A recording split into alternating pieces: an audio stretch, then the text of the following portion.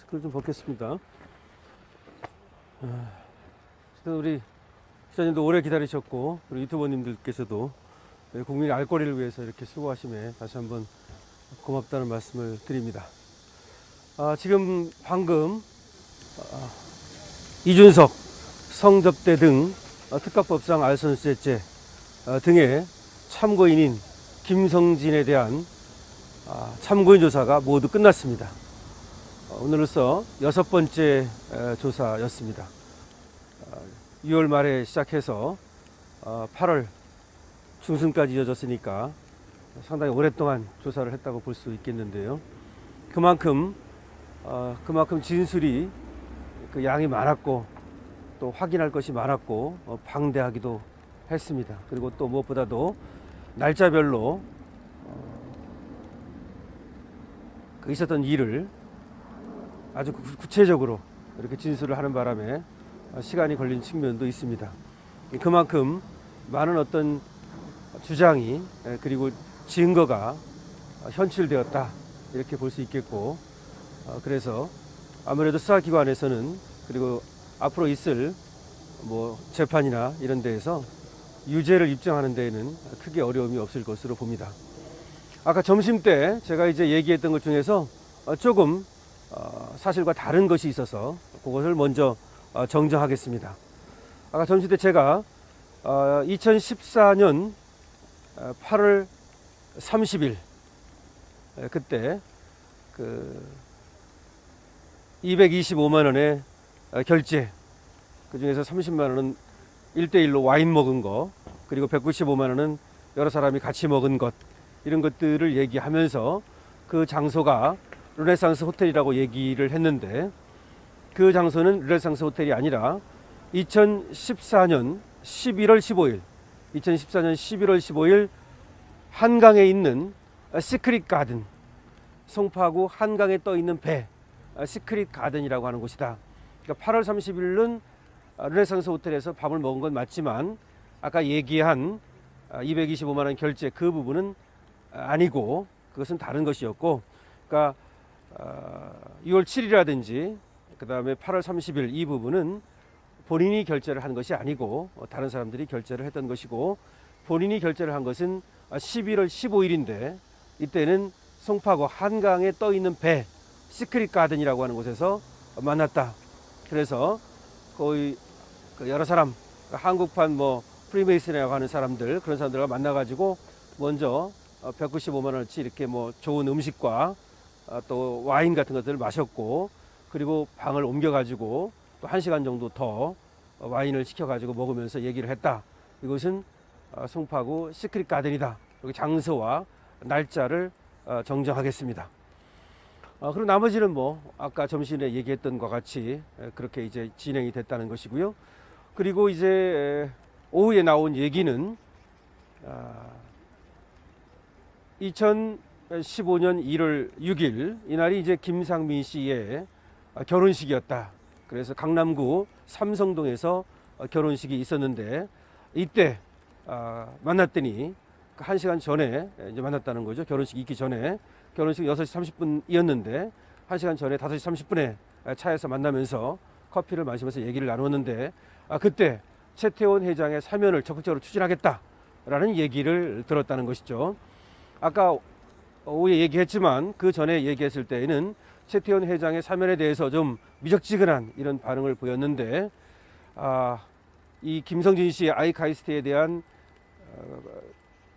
광고, 이것이 12월, 11월 2014년이죠. 이때 집중적으로 나가면서 이제 이준석이가 2014년 말쯤에 전화를 해서 상당한 관심을 보이고 이렇게 광고가 많이 나가는 거 보니까 카이스트가 굉장히 큰 것 같다. 믿을 만한 회사 같다. 앞으로도 전망이 좋아 보인다. 이런 얘기를 하면서 관심을 보였고, 그래서 바로 2015년 1월 6일 날 김상민의 결혼식장에서 그 직전에 만났는데 이때 최태원 회장의 사면을 적극적으로 추진해 보겠다라는 답변을 하더라, 이런 얘기죠.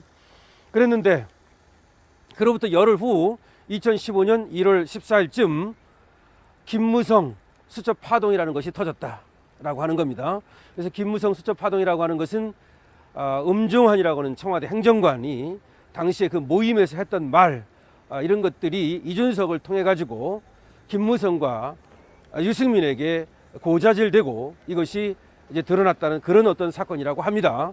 그러니까 음종환이가 했던 말을 이준석이가 김무성과 유승민에게 일러 바쳤다는 거죠. 그러다 보니까 청와대와 당과의 관계가 이상해지고, 그리고 당시 어떤 그 수첩 파동이라는 것이 터지면서 그래서 이준석이 코너에 몰리게 됐다. 그래서 이준석이가 나가던 방송에서 모두 하차하고 본인도 자숙하겠다고 인정을 했고, 그러니까 자기가 그러니까 일러 바쳤다는 것을 인정을 한 것이죠. 그러면서 이준석이가 이제 정치적 입지가 급속하게 줄어들었다. 그래서 최태원 사면을 추진할 수가 없었다는 겁니다. 그러니까 최태원 사면을 적극적으로 추진하던 중에 김무성 수첩 파동이 터지면서 이준석의 정치적 입지가 완전히 쪼그라들었고, 그래서 더 이상 최태원 사면을 추진할 수 없게 되었다. 그런데 그럼에도 불구하고 2015년 설 선물과 추석 선물은 그대로 주었다. 그것은 아무리 최태원 회장에 대한 사면을 추구하는 것이 어렵게 되었지만 그 전에 박근혜 대통령을 대전 카이스트에 내려오게 하는데 어쨌든 공헌이 있었고 자신을 도와준 측면, 이런 것들을 생각해서 그래도 최소한의 예의와 그리고 또 이준석과의 교류를 위해서 선물은 그대로 주었다.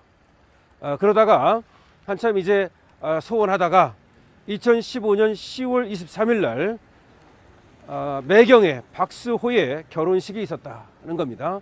그래서 매경의 박수호의 결혼식 날 가게 되었고 거기서 이준석과 만나게 되었다.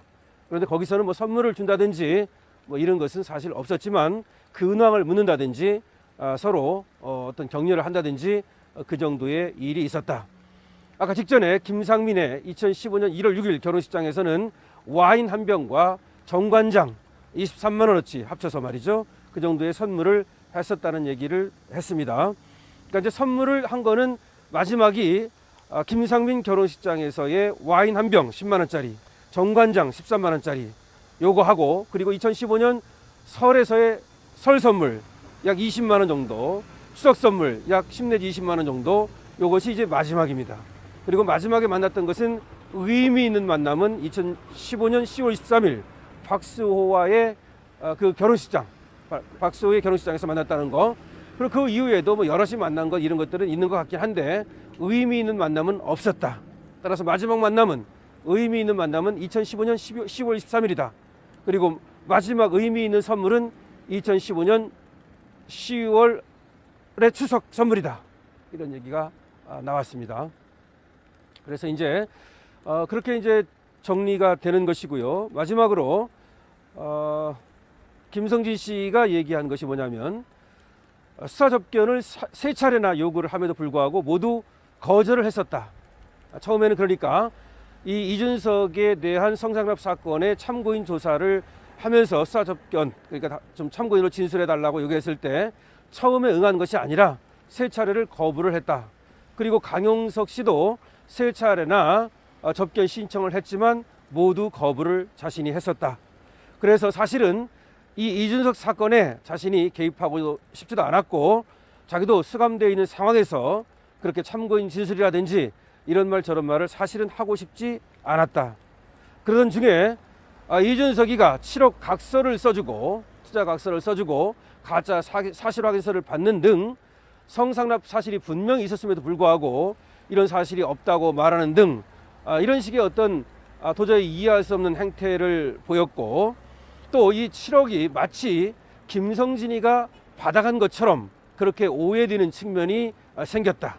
장땡땡이가 그것을 뭐 써줬다고는 하지만, 또 써받았다고는 하지만 그것이 김성진이 뒤에 있는 게 아니냐, 결국은 김성진이가 받는 게 아니냐, 이런 어떤 오해도 있었고 해서 자신이 사실을 진실대로 밝히는 것이 필요하다라고 하는 생각을 가지고 이렇게 참고인 조사에 응하게 된 것이다. 그래서 6차례에 걸쳐서 자신이 이렇게 참고인 조사에 적극적으로 응하고 또 법률 대리인까지 선임을 해서 이 수사 과정이라든지 이런 것들에 대한 기본적인 브리핑, 이것들을 하는 것은 그야말로 실체 진실을 밝히고, 그리고 자신이 억울하게 또 사기꾼이라는 그런 어떤 또 누명을 쓰는 거, 이런 것들을 방지하고자 합니다. 그리고 또 참고인 조사를 하는 과정에 이준석의 뻔뻔한 태도, 또 정치인으로서는 합당하지 않은 태도 등을 보면서 많은 어떤 사명감을 느꼈고, 그래서 점차 접견 이 참고인 조사를 하면서 이 조사의 중요성, 이런 것들을 더 느끼게 되었고, 그래서 많은 자료를 자신이 모으고 또 증거를 모으고, 그리고 오래된 일이지만 이런 일들을 모두 하나하나 추억해 가고 반추해 가면서 이렇게 참고인 조사에 응하게 되었다. 그리고 이준석과 일어났던 일은 거의 다 8월에 일어났는데 8월 15일에 그런 성접대라든지 뭐 이런 것들이 거의 8월에 일이 많았다. 그런데 지금도 8월인 것이 좀 아이러니하다. 이런 얘기를 했고, 자신이 이렇게 8월 달에 또 참고인 조사를 통해서 이준석의 어떤 7, 8년 전에 있었던 이 8월에 잘못된 어떤 죄과를 이렇게 알릴 수 있다는 것도 하나의 우연은 아닌 것처럼 느껴진다. 그래서 모쪼록 자신의 어떤 이 참고인 조사를 통해서, 그리고 앞으로 자기가 얼마든지 법정에서의 증언이라든지 앞으로 있을 모든 조사라든지 이런 것들에 열심히 응할 테니까 실체 진실을 밝혀서 처벌이 돼야 되고, 처벌 유무를 떠나서 어쨌든 어떤 일이 있었는지, 그리고 그 일을 통해서 다른 사람들이 어떤 불이익을 받는다든지 또 무고로 또 어떤 처벌을 받는다든지 이런 일은 있어서는 안 되니까 반드시 수사기관에서 이것들을 좀 밝혀주시기를 바란다 하는 얘기였고요. 그리고 오늘 아침에 접대 사실 부인 행위 청구의 소라고 하는 것은 저 강신업이 그 청구인이 아니고 원고가 아니고 그 원고는 김성진 씨 측입니다. 김성진 씨 측이 이준석을 상대로 너는 접대 사실이 있는데도 불구하고 계속 그것을 부인함으로써 오히려 접대를 했다고 하는 김성진을 나쁜 사람으로, 악인으로 몰고 또 거짓말장애로 몰기 때문에 접대 사실 부인행위 금지 청구의 소를 통해서 형사와는 별개로 민사를 통해서 특히 거기에 많은 증인들을 현출시킴으로써, 그래서 성상납이 있었다는 사실, 그리고 다른 상납 사실이 있었다는 사실을 밝히고자 한다는 것이고, 거기에 저는 법률 대리인, 그러니까 소송 대리인으로 들어가는 것이고, 거기에 원고는 김성진 씨 측이라는 것을 밝혀드립니다. 그래서 마지막으로 이제 오늘 6차 조사를 통해서 김성진 씨의 참고인 조사는 모두 끝났습니다. 그리고 이제까지 있었던 일은 비교적 소상하게 제가 말씀을 드린 바 있습니다. 그리고 내일은 제가 이제 고발인이 돼서, 이거 직접 제가 고발인입니다. 이제 법률 대리인이 아니고 오후 2시에 미근동이 아니고 마포에 있는 서울경찰청에 말하자면 분사무소가 되는 거죠. 반부패 공공범죄수사대, 여기에 출두를 해서 고발인 조사를 하게 됩니다. 그렇게 되면 이준석을 다음 주에 빠르면 22일 날 즉각 소환할 것으로 저는 예측합니다. 또 소환돼야 됩니다. 너무 늦었습니다. 이준석이 당대표라는 이유로 법적 평등에서 벗어나서 법적 혜택을 받은 것입니다. 더 이상 법적 혜택을 받을 이유가 없습니다. 누차 얘기하지만 법 위에 존재하는 자는 그 어떤 자도 없습니다. 따라서 이준석을 즉각 소환하여 압수수색뿐만 아니라 필요하다면 구속영장을 청구해야 될 것이고, 그래서 법의 엄중함을 보여주시기를 수사기관에 촉구합니다. 그리고 지금까지 많은 시간 동안 더운 날씨에도 비가 오는 날씨에도 이렇게 취재에 임해주신 기자 여러분들과 그리고 유튜버 여러분들께 김성진 씨를 대신해서, 그리고 또 저 강신업 변호사가 감사하다는 말씀을 드립니다. 이제 질문을 몇 개 하지만 받겠습니다. 혹시 있으면. 오늘 조금 예상하신 시간보다 좀 늦게 나오셨는데 조사가 길어지신 엄청나게 우리가 빨리 속도를 냈고요. 이 도장을 찍는 데만도 한 20분이 걸렸습니다. 이 지장. 왜냐하면 증거로 낸 그 자료들이 많습니다. 그러니까 뭐 조서도 이 지장을 찍어야 되지만 또 열람하는 시간, 그러니까 고치는 시간, 뭐 이런 것들이 또 한 4, 50분 걸렸습니다. 그래서 아주 오늘 스피디하게 진행을 했는데도 불구하고 시간이 더 걸렸습니다. 한 20분 정도 더 걸렸다고 생각하면 되겠죠? 네, 또 다음. 오늘 경찰 소환 조사 임박했다고 보시나요? 경찰 분위기 어땠어요? 경찰은 뭐 당연히 고발이 있으면, 고소가 있으면 수사가 있는 것입니다. 수사는 의무지, 그것이 뭐 선택이 아닙니다. 그렇기 때문에 수사기관에서는 적극적인 의지를 갖고 있는 것으로 저는 봤습니다. 그래서 저를 바로 오늘 이 조사가 끝나자마자, 물론 제가 바로 나가겠다는 얘기도 했지만, 내일 저도 사실은 오늘 하루 종일 이렇게 조사하고 그러면 피곤합니다. 그리고 여러 가지 제 개인적인 일도 있고 여러 가지 일이기 때문에 잠도 많이 못 자고 이런 상황인데, 그래도 불구하고 제일 나가서 제가 이제 고발인 조사를 할 것이고, 그런 상황을 염두한다면 이준석에 대한 소환은 즉각적으로 이루어질 것으로 봅니다. 그리고 또 이준석이가 그렇게 잘못이 많음에도 불구하고 이 법적 어떤 자신의 책임을 정치적 어떤 분쟁으로 몰고 감으로써 이 법적 리스크에서 벗어나가려고 하는 그런 행태를 보이고 있는 바, 이준석에 대한 소환은 급하다고 할 것입니다. 오늘도 대통령을 뭐 전면 공격했다, 뭐 저는 그렇게 보지는 않습니다만은, 지가 무슨 대통령을 전면 공격할 만한 그런 계제가 됩니까? 그건 아니겠습니다만은, 어쨌든 언론이 그렇게 몰고 가고 있는데, 마치 뭐 금수도꼭지인 줄 알았더니 납수도꼭지더라, 즉 양곡인 줄 알았더니 계곡이다, 그런 말 아닙니까? 그 다음에 뭐 국민도 속고 지도 속았다, 뭐 박근혜 대통령이 한 말을 또 그렇게 하면서 윤 대통령을 공격하는 것으로 보이는데, 이준석은 제가 상대하겠습니다. 그리고 이 상대는 정치적 상대가 아니라 법적으로 상대할 것입니다. 그러니까 오늘도 접대 사실 부인행위 금지 청구의 소를 제기한 것처럼, 이준석이가 계속해서 엉터리 짓을 하고 엉뚱한 짓을 하고 법의 엄중함을, 국민의 무서움을, 그리고 권력의 무서움을, 이 권력은 국민이 대통령에게 부여한 권력입니다. 이런 것들의 무서움을, 엄중함을 알지 못한다면 그런 행태에는 몽둥이를 들어서 때리는 수밖에 없습니다. 네, 다음 질문 있으면 하십시오. 강제 수사 가능할 거라고 보시는지. 네? 그 이준석 씨에 대한 강제 수사 여부. 당연히 강제 수사가 가능합니다. 이준석이가 물론 얕기 때문에 소환에는 응할 것입니다. 소환에 응하지 않으면 바로 체포가 이루어지고 바로 구속영장이 떨어질 테니까요.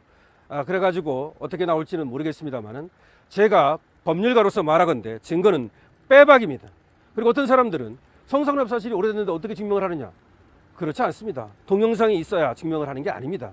아까도 말씀드렸듯이 뭐 지금 모르는 사람들은 이 TV가 문제인데요, 라디오가 문제고, 이 가짜 사이비 법률가임에도 불구하고 법을 제대로 모르는 사이비들이 나가가지고 뭐 증거가 없네, 뭐 오래돼가지고 뭐 안 되는 애, 이따위 소리를 하고 있는데, 그야말로 언론도 정말 정신 차리고 정말 실력 있는 사람을 부르려면은, 그리고 또 사이비 불러가지고서 무슨 뭐 법적 평가를 해달라고 하지 말고, 적어도 법적 평가를 하려면 변호사가 하는 거지 무슨 시사평론가가 나가지고 법적 평가를 합니까?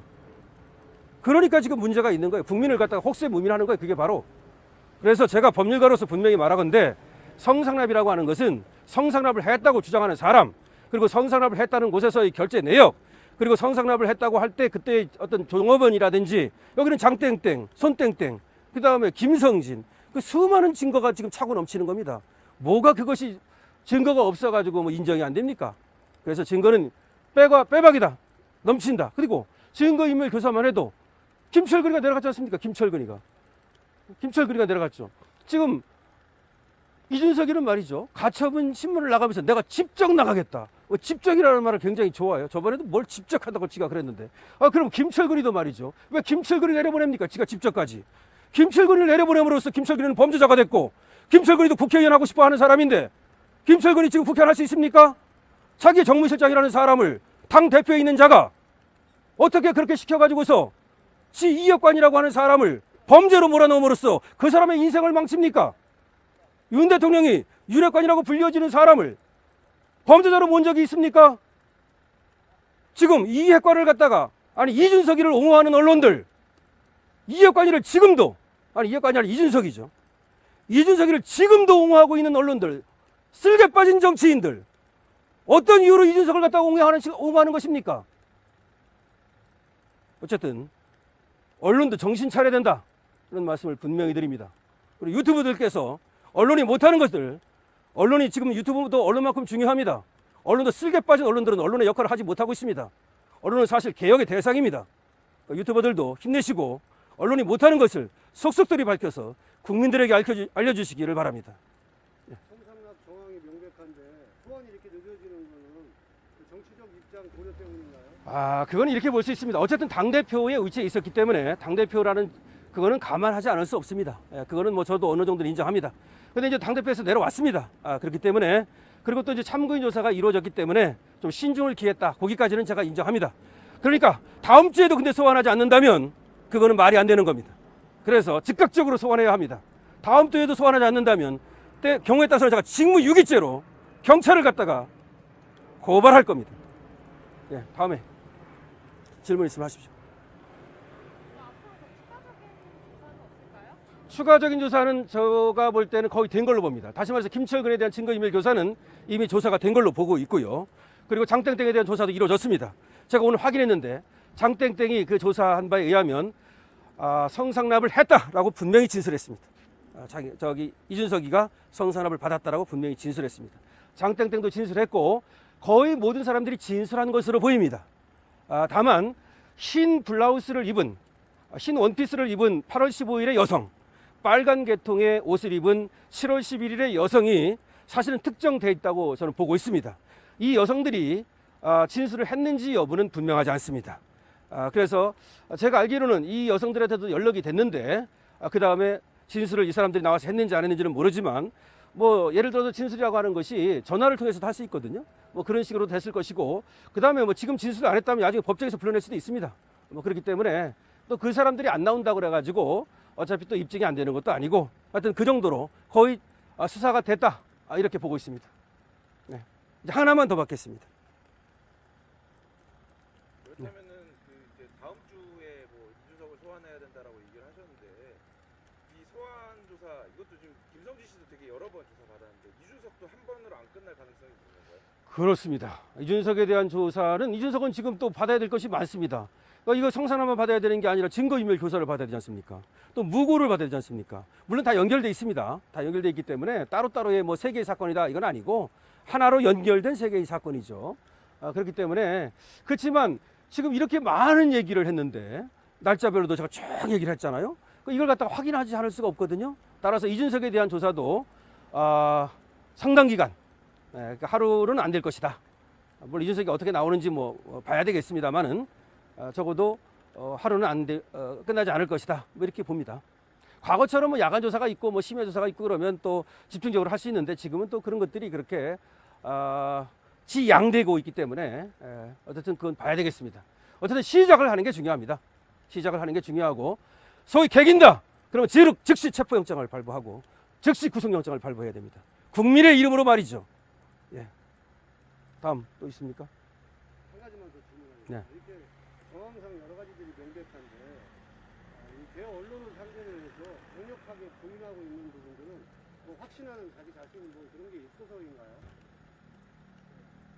리플리 증후군이라는 게 있습니다. 리플리 증후군은 뭐냐면 거짓말을 자꾸 하다 보면 그 거짓말을 사실로 인식한다는 것입니다. 그러니까 그 사람은 그 거짓말이 거짓말인지 모릅니다. 나중에는 그것이 사실이라고 스스로 인식합니다. 그럴지도 모르겠다는 생각은 듭니다. 하지만 설사 리플리 증후군이라 하더라도 그것이 범죄를 덮지는 않습니다. 법률의 부진은 용서받지 못합니다. 법을 몰랐다고 해서 범죄가 용서되지 않듯이 지가 리플리 증후군인지 아닌지는 모르겠으나 어쨌든 거짓말을 한다고 해서 사실이 덮어지는 것은 아닙니다. 자, 이장님이 되겠죠? 네, 감사합니다. 수고했습니다. 수고 많으셨습니다.